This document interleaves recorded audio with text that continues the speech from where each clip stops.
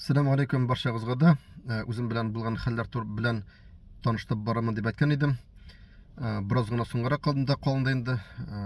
Кешеләр сорашалар, нитәләр, шуңа күрә тагын бер качыгарга булдым.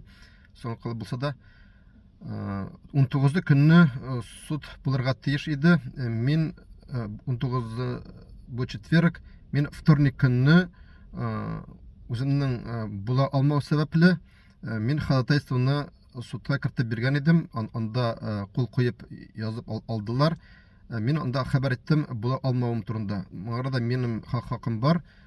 Закон буенча четверг көнне инде 19 көнне төштән соң миңа шалтыратып әйттеләр суд булганлыгы турында. Һәм дә инде 5000 сум штраф салганнар. Шул турыда хәбәр иттеләр. Мин әйткән идем.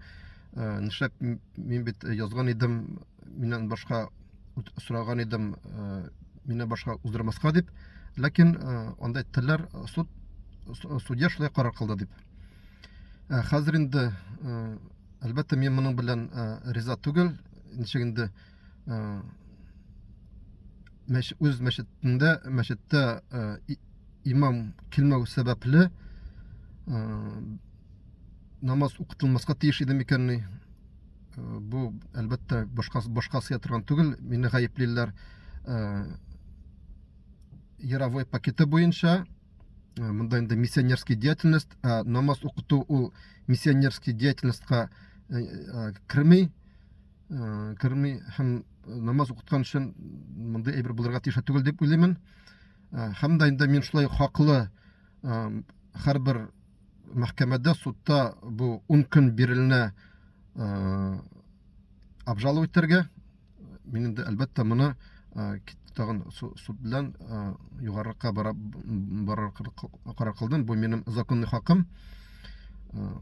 Иншалла, Алла бирсә, дөрес хөкем кылыныр дип өметләнеп калабыз. Ага таба яңалыклар белән сезнең белән дә уртаклашып торамын. Алла бирсә, хәзер инде менә минем адвокатлар ниләр моны судка бирәбез тагын бу карарны обжаловать итәргә. Дугада булыгыз, сау-сәламәт, исән-имин булыгыз. Ассаламу алейкум ва рахматуллаһи ва баракатуһ.